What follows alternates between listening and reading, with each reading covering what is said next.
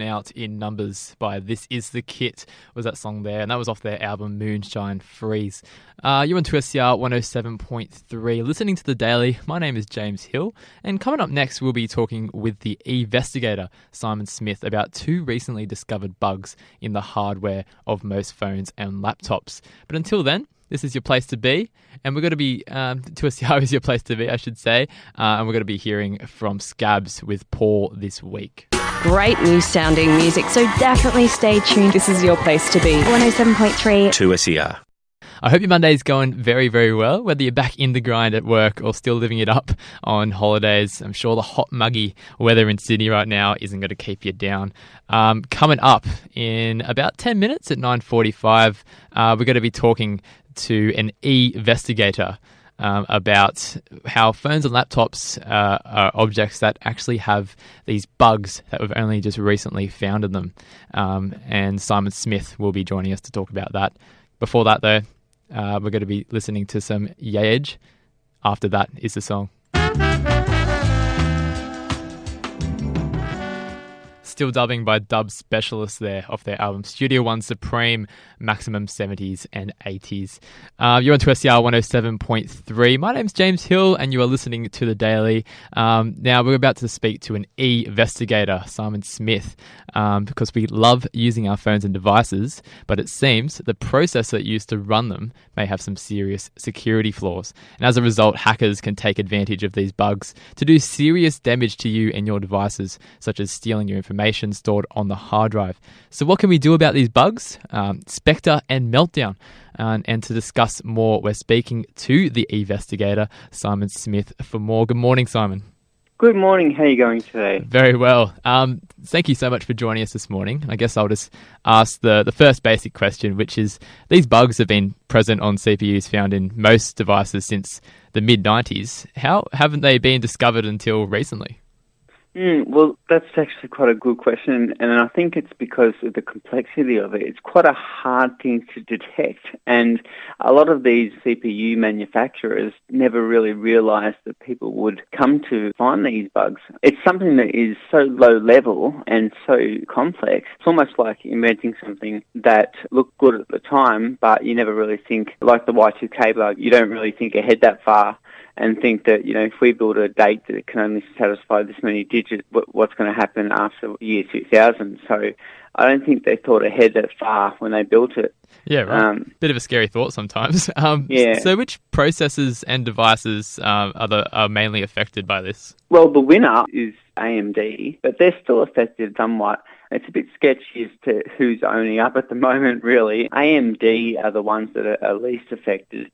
iPhones, anything with Intel inside, the most affected. I suppose it doesn't help when I think the CEO of Intel sold, all his shares pretty much the day that this was announced. Intel CPUs, so iPhones and Apple, every kind of Intel most affected. Trying to keep it simple, they both go outside their allocated space to look outside where they're supposed to be. Every application's got a spot in their memory where they're supposed to be able to store data. And again, they didn't think of it last time within the last 20 years that perhaps, if something happened in this way, they could accidentally sneak into this other area and look at what some other application is storing. Yeah, right. That could be, that's a pretty scary thought. Very interesting, though, how these things that we've created are able to end up doing more than we thought they were able to do, kind of thing. So for those that might not know, myself included, apart from being a James Bond film title, what does Spectre do? Spectre uses a technology called speculative execution. It's good, it's supposed to be. It's cache. So it remembers calculations, and it's supposed to speed up our computers. So over the last 20 years or so, all these Pentiums and Pros and all these numbers at the end of our CPUs have all been for a reason, and essentially things have got faster and faster, and we never really looked at the repercussions of it because we just kept on getting faster. But we didn't realise that although it was speeding up things, there's now a repercussion.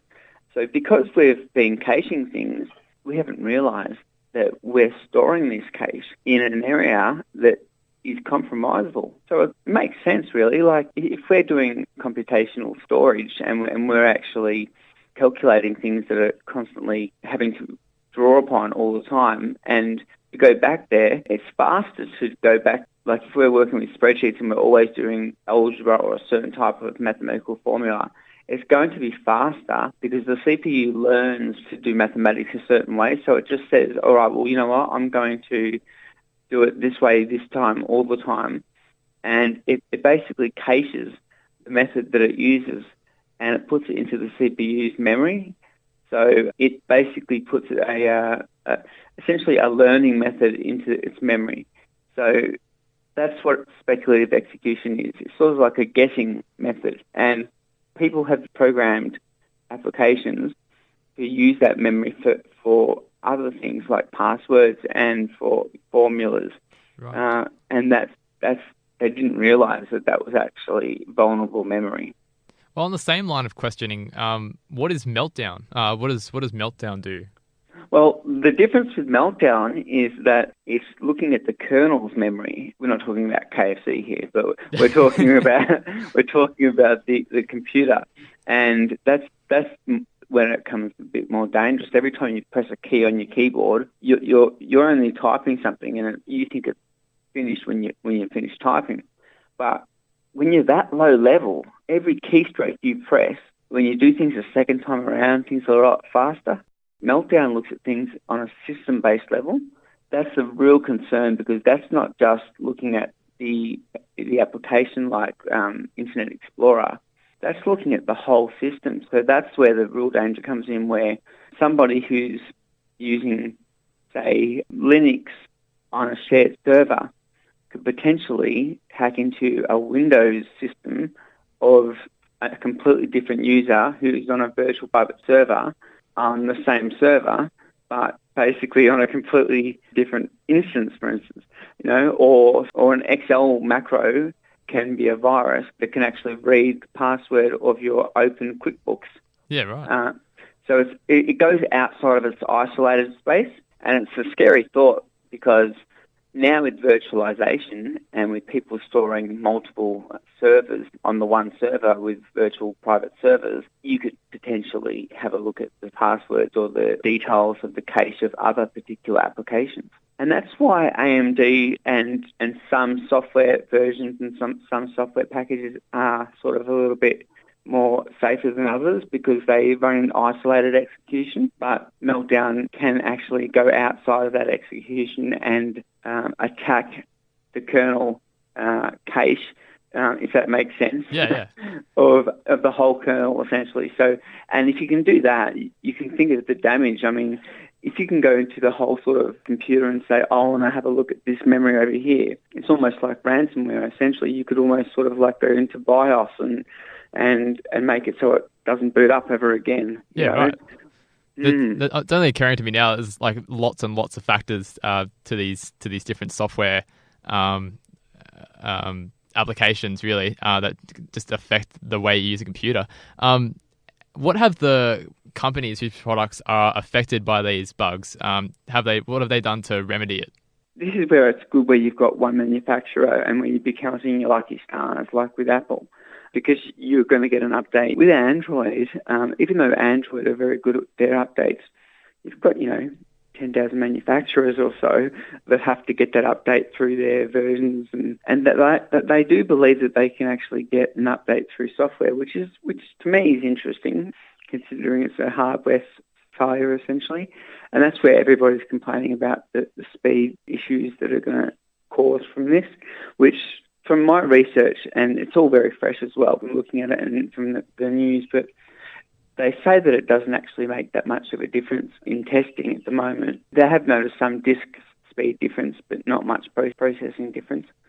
But it just basically means people have to be on the lookout for updates. So they need to contact their manufacturers, update to the latest version. A lot of people snuck the updates already in December, so they're pretty safe.